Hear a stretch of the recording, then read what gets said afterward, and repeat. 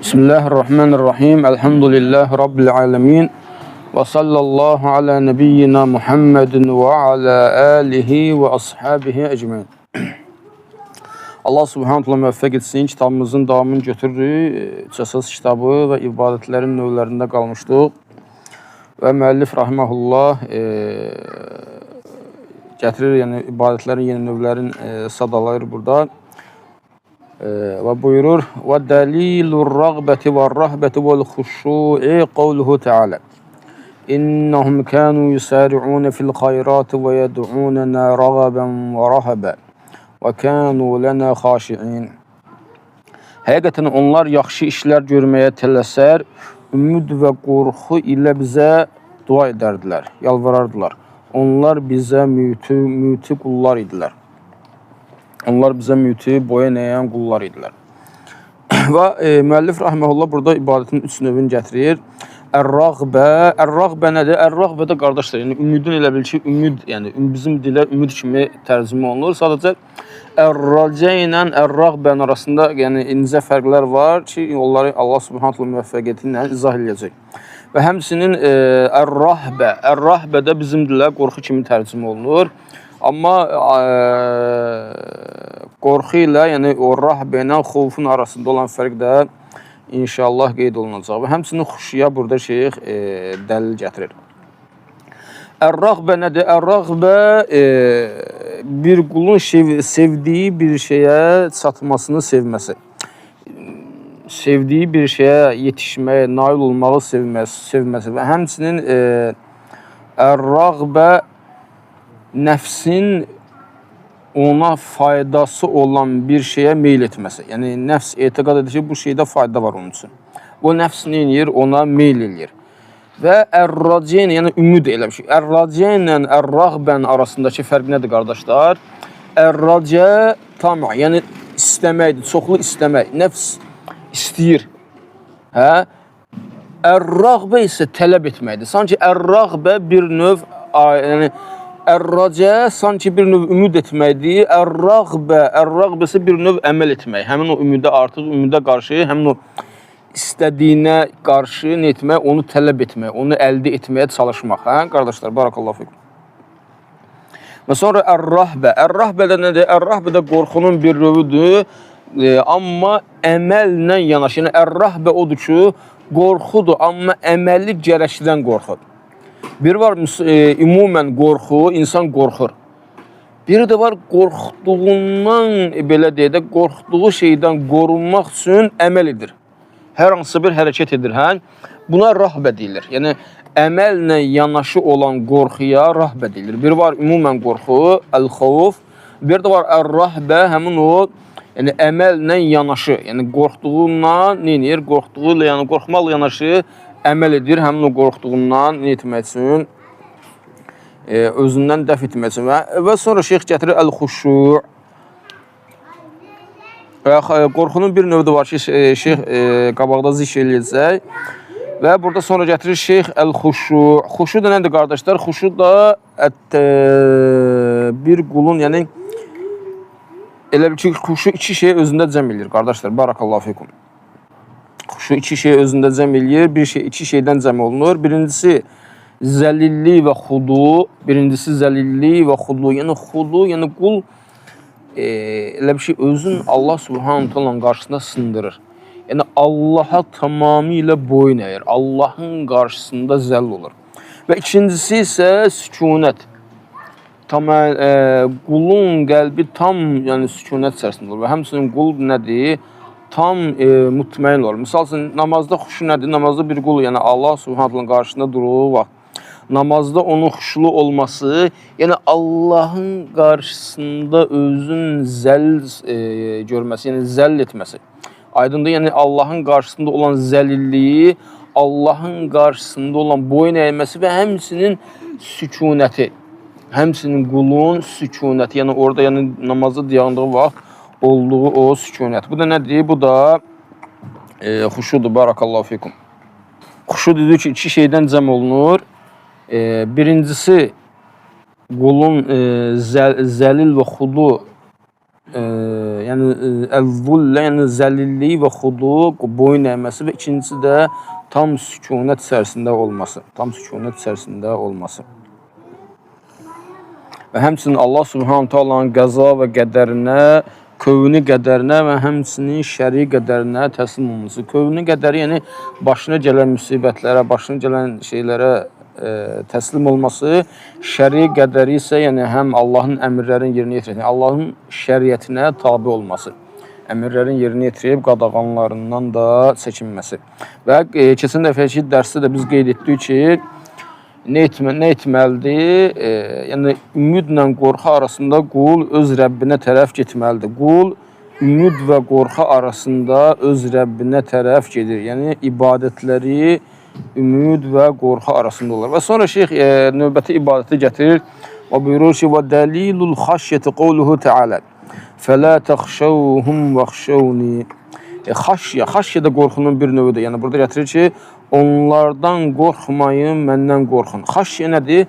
Xaşyə də elmlə olan bir qorxudur. Biri var ümumən qorxu. Hə qardaşlar, biri var ümumən qorxu. Biri var, yəni ər-rəhbə, qorxduğun bilib nədir? Əməllə yanaşı, əməl edirsən o qorxduğundan etmək üçün, qurtarmaq üçün. Biri də var, əl-xaş, yəni qorxduğu tanımaq, bilmək. Nədir? Yəni elmlə yanaşı olan, yəni əl-xaşyə qorxudur, amma elmlə yanaşı, yəni elmlə qorxmaq, biliklə qorxmaq. Aydın qardaşlar, deməli bunlar üçü də bizim dilə qorxu kimi tərcümə olunur. Amma aralarında nədir? Aralarında fərq var. Yəni incə fərq var ki, yəni bunların hamısının özünün belə də adları var. Əl-xovf ümumən qorxudur. Ər-rəhbə əməllə yanaşı olan qorxudur. Əl-xaşyə elmlə yanaşı olan qorxudur. Elmlə yanaşı olan qorxudur. Və sonra şeyx gətirir, müəllif rahmehullah gətirir üçüncü başqa bir ibadətin növün. Və dəlilul inabəti qovluhu təalə. Və dəlilul inabəti qovluhu təalə və ənibu ilə rabbikum və əslimu ləh. Rəbbinizə dönün və ona təslim olun. Rəbbinizə dönün və ona təslim olun. Əl-inəbə nədir qardaşlar? Əl-inəbə Allaha qayıtmaq, Allaha dönmək, Allahın əmrlərini yerinə yetirməklə, onun qadağanlarından çəkinməklə. Və ümumən də yəni bir kəsdə əgər bu dörd şey cəm olarsa, o yəni Allaha tərəf yönəlmiş olar. İnəbə, yəni inəbə ibadətinin yerinə yetirmiş olar. Əgər bir kəsdə neçə şey, bu dörd şey cəm olarsa, onlar da hansılardır qardaşlar? Birincisi əl-məhəbbə, yəni sevmək, Allah Subhanahu taalanın sevməsi. İkincisi əl-xudu, yəni Allahın qarşısında boyun əlməsi. Və üçüncüsü əl-iqbalu alallah, Allaha yönəlməsi, Allaha yönəlməsi. Və dördüncüsü isə əl-i'radu amma sivah, Allahdan digərlərindən üz döndərməsi. Yəni Allahdan qeyrilərindən nə etməsi, üz döndərməsi, yəni Allahdan qeyrilərini tərk etməsi. Və bir qulda əgər bu cəm olarsa, həmin qul nə etmiş olar? Rəbbinə nəbə, yəni Rəbbinə yönəlmiş olar. Və necə ki, ayədə gəlir, Rəbbinizə yönəlin və ona təslim olun. Yəni bütün işlərini, yəni Rəbbinə dön və bütün işlərini Allaha təslim et. Çünki nədir? Biz quluq. Və qul da öz ağasına tamamilə təslim olur. Qulun özünün ixtiyarı, yəni qul tamamilə bütün işlərin və özünü nə edir?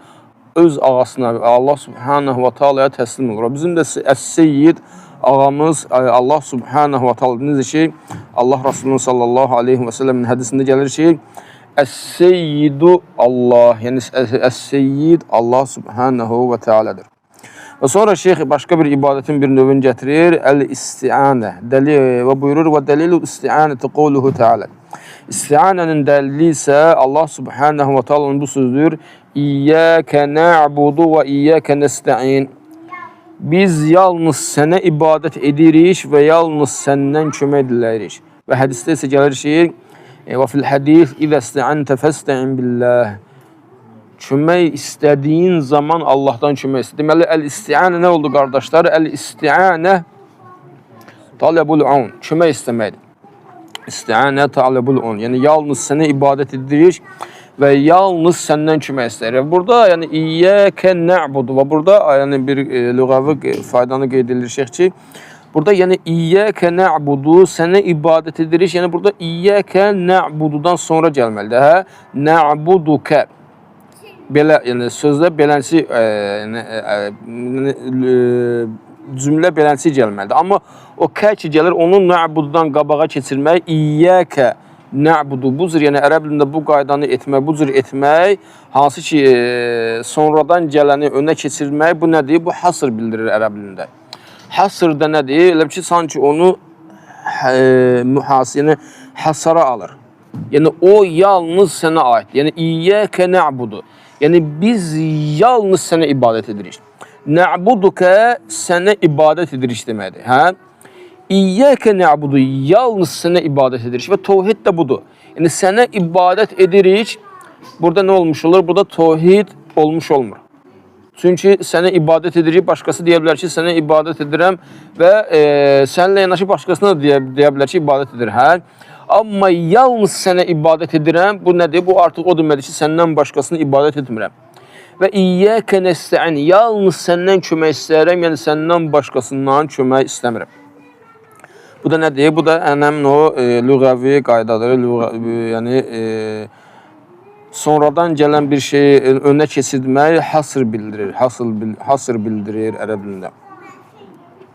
Və sonra şeyx gətirir əl-isti'adə, isti'adə sığınmaq və bunun dəlilini gətirir. Və dəlilul isti'adəti qavluhu teala qul əudu bi rabbil fələq, de sığınıram sübhün Rəbbinə və qul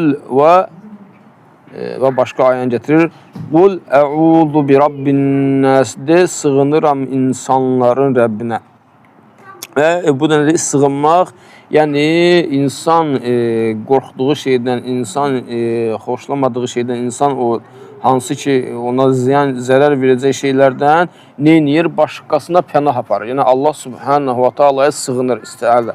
Allah subhanahu wa ta'alaya sığınır, ona pənah aparır. Və sonra şeyx başqa bir, yəni ibadətin başqa bir növünü gətirir. Və dəlilul istiğathəti qavluhu teala İz təstəğithuna rabbakum fəstəcəbə ləkum. Yəni bir zaman siz öz Rəbbinizə yalvarırdınız və Rəbbiniz sizə cavab verdi. Əl-istiğasə nədir? İstiğasə yəni duadır. Yəni istiğasə də duadır, yəni yalvarmaq duadır. Amma istiğasə ilə duanın arasında fərq nədir qardaşlar? İstiğasə şiddət anında olur. Yəni bir qul çətinlikdə, şiddət anında, yəni sanki əllərin daha çox yuxarı qaldıraraq, necə ki Allah Rasulundan sallallahu aleyhi və səlləmdən bu varid olmuşdur. Yəni şiddət anında olunan o dua, şiddətlə o çətin anda olunan dua istiğathədir. Və insanın ümumən, yəni rahat halında ümumən etdiyi dua isə, yəni istiğathə ilə duanın arasındakı fərq nədir? Bu da anlansın. Və burada bilir ki, yəni isti'anə, yəni kömək istəmək, isti'adə sığınmaq, istiğathə, yəni yalvarmaq və həmçinin şəfə bu nədir? Başqasından yəni başqasından tələb etmək olar, şeyx gətirir. Yəni nə zaman bu 4 şeyə qabaqda keçmişdik bunu. Bu 4 şey qulda cəm olunduğu zaman, yəni sağ olarsa, hazır olarsa, yəni yanında olarsa və qadir olarsa və onun sadəcə həmin şeyə səbəb olduğuna etiqad edərsə. Və sonra şeyx gətirir və dəlilul zəbhi qavluhu teala, yəni qurban kəsməyə dəlil Allah subhanahu wa ta'ala'nın bu sözüdür. Qul inna salati və nusuki və məhyaya və məmati lillahi rabbil aləmin. La şərikə ləh. De, mənim namazım da, qurbanım da, həyatım da və ölümüm də aləmlərin Rəbbi olan Allah üçündür. Və onun heç bir şəriki yoxdur. Və burada yəni qurban kəsmək nədir? Yəni xüsusi bir formada qan axıdaraq, həmin kəsilən heyvanlardan qan axıdaraq ruhun ondan çıxardılması. Və sünnədə gələn dəlil isə şeyx sünnədən dəlil qeyd edir. Lə'anəllahu mən zəbəhə li qayrilləh. Yəni Allahdan başqası üçün qurban kəsənə Allah lənət etsin və yaxud da lənət etmişdir. Yəni Allahdan başqa, yəni bu çox nədir? Yəni bu çox təhlükəli bir əməldir. Allah qorusun. Allah Rasulü sallallahu aleyhi və səlləm Allahdan qeyrisi üçün qurban kəsənə nə etmiş olur? Lənət duası. Yəni lənət etmiş olur ki, Allah subhanahu bizləri və zürriyyətimizi qorusun.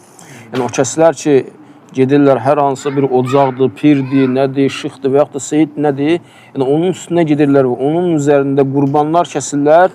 Yəni bu Allah Rasulunun sallallahu aleyhi və səlləm bu hədisindən eşitsinlər və nədir, yəni bu əməllərindən çəkinsinlər ki, Allah Rasulü buyurur ki, sallallahu aleyhi və səlləm, Lə'anəllahu mən zəbəhə li qayrilləh. Allahdan başqasına qurban kəsinə Allah lənət etsin. Və dedi ki, qurban kəsmə haqqında ümumən öncəki dərslərdə keçmişdi. Orada yəni təfsilatlı şəkildə qurban kəsmə haqqında keçmişdi. Baxmaq istəyənlər o dərsə qayıda bilərlər. Və ümumən qurban kəsmə yəni 3 qismə bölünür. Birincisi Allah üçün kəsmək, Allah üçün kəsilən qurban. Misal üçün həddi, yəni bu həd zamanı kəsilən qurban və yaxud da udhiyə, yəni qurbanlıq bayramında insanların kəsdiyi və yaxud da sədəqə kimi insanın bir sədəqə olaraq Allah üçün qurban kəsib paylaması. İkincisi Allahdan qeyrisi üçün. Allahdan qeyrisi üçün onu təzim edərək, ona yəni təzim edərək onun üçün kəsdiyi. Misal üçün yəni şirk olaraq, yəni Allah qorusun, misal üçün cinlər üçün, yəni insanların cinlərə yaxınlaşması üçün və yaxud da qəbir sahibləri üçün və yaxud da digər nədir, seyyid, yəni ocaq, pir deyilən yerlərdə kəsilən qurbanlar ki, Allah qorusun, bunlar nədir, bunlar böyük şirkdir. Və üçüncüsü isə nədir, qurban, yəni kəsilən mübah, icazəli olan, yəni bir insanın öz ailəsini yedizdirməsi üçün və yaxud da qonağa ikram etməsi üçün, qonağa ikram etməsi üçün və yaxud da ticarət məqsədi ilə, yəni qoyun, inəyi kəsib satmaq, ticarət məqsədi ilə kəsib satması ki, bu da nədir? Bu da icazəli olan növüdür, icazəli olan növüdür. Və sonra müəllif rahiməhullah nəzri burada qeyd edir, nəzir demək və buyurur ki, və dəlilun nəzri qavluhu teala. Nəzir deməyin dəlili isə, nəzirin dəlili isə Allah subhanahu wa ta'ala bu sözdür. Yufuna bin nəzri və yaxafuna yevmən kənə şərruhu mustatira. Onlar verdiyi nəzirdə nə edirlər? Onlar etdikləri nəzirlərdə vəfalı olardılar. Yəni nəzirlərində vəfalı olardılar. Nəzirləri yerinə yetirərdilər.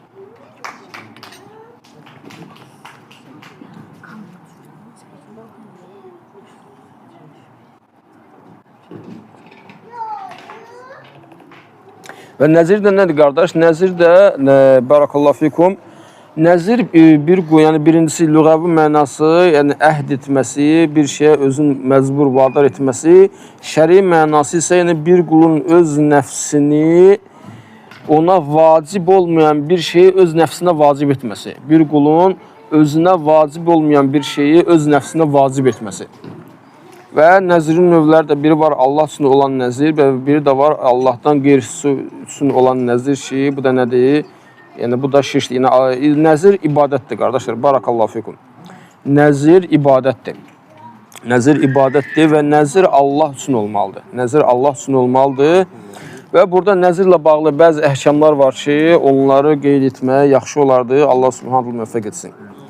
Birinci bilmək qardaşlar, nəzir nədir? Birincisi mütləq olaraq deyilən nəzir. Yəni bir insan, bizdə nəzir deyiləndə belə başa düşülür ki, yalnız misal üçün filan şey olsun, filan şey edəcəm, nəzir deyiləndə bu başa düşülür. Xeyr. Yəni nəzir insan mütləq olaraq nəzir deyə bilər, yəni şərtsiz. Yəni əslində də nəzir budur Allahın, ibadət olan da nəzir budur. Yəni nədir? İnsan şərtsiz olaraq, misal üçün deyir ki, Allah üçün nəzir edirəm, 3 gün oruç tutacam. Heç bir şərt qoşmadan. Bu nədir? Bu mütləq olan bir nəzirdir. Misal üçün deyir ki, nəzir edirəm Allah üçün 3 gün oruç tutacam. Və yaxud da nəzir edirəm Allah üçün bu gecəni deyir, bu gecəni qiyam-ı leyldə keçirəcəm, bu gecə namazı qalacam. Bu nəzir edir, mütləq olaraq, yəni qeydsiz, şərtsiz bir nəzir edir. Bu nədir?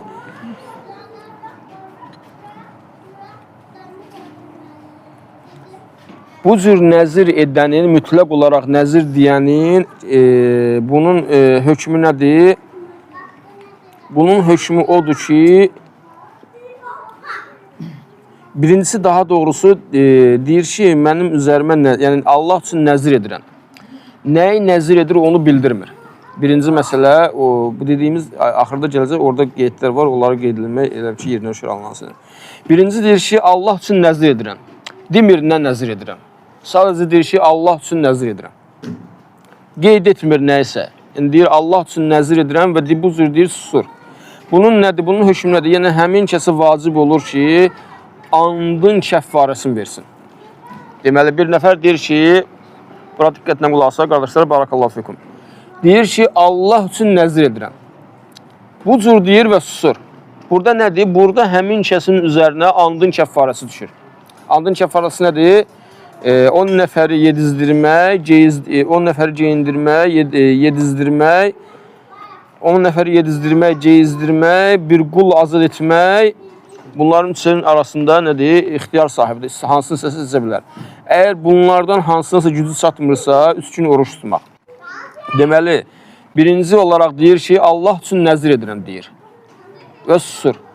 Bu formada həmin kəsin üzərinə vacib olan andın kəffarəsini, yəni andın kəffarəsini verməsidir, alimlər buyurur. İkinci halı isə, yəni mübah olan bir şeyə nəzir eləyir. Mübah olan bir şeyə nəzir. Misal üçün deyir ki, nəzir edirəm, misal üçün maşınıma minməyə. Allah üçün nəzir edirəm, maşınıma minməyə. Və yaxud da nəzir edirəm, bazara getməyə. Yəni, bunlar nədir? Bura mübah olan bir şeydir. Hə? Yəni, maşını minmək icazəli, mübah olan bir şeydir. Mübah nə? Yəni, icazəli bir şeydir. Misal üçün, bazara getmək icazəli bir şeydir. Hə, qardaşlar, barakallahu. Yəni, həmin kəsin üzərinə nə düşür? Onun hökmü nədir? Bu, artıq burada yəni, elə ki, iki şey arasında seçim etməlidir. Ya nəzrin yerini yetirməlidir və yaxud da andın kəffarəsini. Yəni, hansının birini etsə, onun nədir? Həmin o nəzir üzərindən düşür. Və üçüncü hal, məkruh olan, bəyənilməyən bir şeyi nə etməsidir? Nəzir etməsidir. Bəyənilməyən bir şeyi nəzir etməsidir. Misal üçün, şeyxin də burada qeyd etdiyi ki, misal üçün deyir ki, nəzir edirəm, boşayacam. Yəni, boşamağı nəzir edir. Yəni, boşamaqda da yəni, nədir? Alimlər buyurduğu kimi əsl oldu ki, nədir? Məkruh olur. Məkruhdur. Yəni, boşamaq əslən nədir? Talaq vermək məkruhdur anlansın.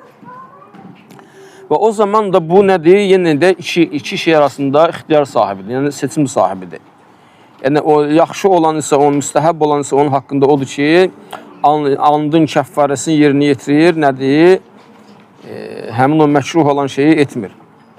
Deməli, birincisi odur ki, deyir ki, Allah üçün nəzir edirəm, susur. Burada nədir? Andın kəffarəsini yerinə yetirir. Andın kəffarəsini yerinə yetirir. İkincisi, mübah olan, icazəli olan bir şeydə nəzir edir. Burada nə edir? Yəni, həmin şeyi etməlidir ya da andın kəffarəsini. Üçüncüsü isə məkruh olan, bəyənilməyən bir şeyi nə edir? Nəzir edir. Burada da ya həmin şeyi yerinə yetirir və yaxud da andın kəffarəsini. Və burada müstəhəb olan isə nədir? Kəffarəni yerinə yetirmək, o məşruh olan, bəyənilməyən şeyi etmək. Və dördüncüsü isə haram olan bir şeyi nəzir edir. Allah qorusun. Misal üçün, nəzir edir ki, araq içəcək. Allah qorusun. Yəni, həqiqətən belə insanlar var, subhanallah. Deyir ki, misal üçün, filan şey olsun, oğlu qaçsın, neynəsin. Misal üçün, bir butulka araq içəcək. Allah qorusun, subhanallah. Yəni, nədir? Yəni, insan haram olan bir şeyi nəzir edir. Bu halda nə etməlidir? Yəni, ya nəziri yerinə yetirməlidir? Yox. Bu halda həmin insan nəziri yerinə yetirmir. Yəni, ona həmin o etdiyi nəziri yerinə yetirmək nədir? İcazəli deyil. Çünki Allah Resulü sallallahu aleyhi ve sellem buyurur ki, وَمَنْ نَذْرَ أَنْ يَعْصِيَ اللّٰهِ فَلَا يَعْصِ. Yəni, kim Allaha asi olmağı nəzir etmişdirsə, yəni onu etməsin, qoy Allaha asi olmasın. Yəni, bir insan haram olan bir şeyi nəzir edibsə, nədir? Onu etmir. Həmin o haram olan şeyi nəzri yerinə yetirmir. Yaxşı, burada buyurur ki, şeyx gətirir ki, yəni kəffarə verməlidirmi? Alimlərin deyir, burada yəni iki görüşü var. Yəni, cümhur alim, yəni alimlərin əksəriyyəti deyirlər ki, ona kəffarə də düşmür, sadəcə nəzri yerinə yetirmir və kəffarə də vermir. Amma İmam Əhməd rahiməhullah buyurur ki, həmin insan kəffarə verməsi ona vacibdir. Yəni, andın kəffarəsini verməsi ona vacibdir. Hədis gətirir Allah Rasulullah sallallahu aleyhi və səlləmdən ki, لا نظر في معصية وكفارته كفارة yemin. Yəni asilikdə nəzir yoxdur. Yəni bir insan yəni asiliyi nəzir etdiyi zaman nəzri yerinə yetirmir. Onun kəffarəsi isə andın kəffarəsidir. Və bu hədisin də yəni, səhihliyində ixtilaf var və şeyx buyurur ki, Allah daha doğrusunu bilir, hədis səhihdir. Və daha ehtiyatlı olan da nədir? Andın kəffarəsini, əgər haram bir şeyi nəzir edibsə, andın kəffarəsinin yerini yetirməsi. Və 5-ci məsələ. 5-ci məsələ burada nədir? Bir ibadət olan bir şeyi nəzir etməsi. İbadət olan bir şeyi nəzir etməsi. 5-ci məsələ nədir? İbadət olan bir şeyi nəzir etməsi. İbadət olan bir şeyi nəzir etməsi. Burada da iki hal var. Yəni ibadət olan bir şeyi nəzir etməsində iki hal var. Biri var, şərt qoşmadan bir ibadəti nəzir edir. Misal üçün deyir ki, Allah üçün 3 gün oruç tutacam. Allah üçün 3 gün oruç tutacam deyir. Bu nədir? Bu heç bir şərt qoşmadan ibadəti nəzir etdi. Burada nə etməlidir? Yerinə yetirməlidir, yoxsa kəffara verməlidir? Burada artıq həmin o nəzir etdiyi şeyi yerinə yetirməlidir. Nəzir etdiyi əməl, yəni ibadətlərdə hansı ki Allaha itaət olan əməldir, ibadət olan əməldir, onu nəzir etdiyi halda nə etməlidir? Onu yerinə yetirməlidir. Allah Resulü sallallahu aleyhi ve sellem hədisində buyurduğu kimi "Mən nəzər ən yuti Allah fəl-yuti." Kim Allaha itaət etməyi nəzir etmişsə, qoy həmin o itaətin yerinə yetirsin. Yəni bir insan bir ibadəti nəzir edirsə, misal üçün deyir ki, yəni, bu gecə Allah üçün gecə namazı qılmağa nəzir edirəm. Burada yəni, bu şərtsiz olandır. Bu nədir? Həmin ibadəti yerinə yetirmək ona vacibdir. Və ikinci hal isə muallaq, yəni şərtlə, qeydlə nəzir edir. Misal üçün deyir ki, imtahandan keçim, qurban kəsəcəm. İmtahandan nəzir edir ki, imtahandan keçim, qurban kəsəcəm. Burada həmin o kəs imtahandan keçdisə, qurban kəsməsi artıq vacibdir. Yaxşı, bəs imtahandan kəsilsə, nədir? Artıq onun üzərində heç bir şey yoxdur. İmtahandan kəsilsə, artıq nədir? Nəziri yerinə yetirmir. Yəni o şərt qoşduğu, yəni hər hansı bir şey, misal üçün deyir ki, misal üçün filan işə düzəlim, 2 rükət namaz qılacam, nəzir edir. Artıq həmin işə düzələrsə və yaxud da misal üçün filan qədər sədəqə verəcəm, nəzir edir. Ki, yəni filan işə düzəlim, Allah üçün bu qədər sədəqə verəcəm. Əgər həmən işə düzələrsə, o şərt qoşduğu yerinə yetərsə, o zaman həmin o sədəqənin çıxartması ona vacib olur. Və yaxud da nəzir dediyi şeyi etməsi ona vacib olur. Yox, əgər yerinə yetməzsə, artıq o nədir? Onun üzərindən düşür. Yəni, misal üçün, həmin işə düzəlmədisə, artıq həmin o nəzir də onun üzərindən düşür. Yəni, ona bir günah olmur.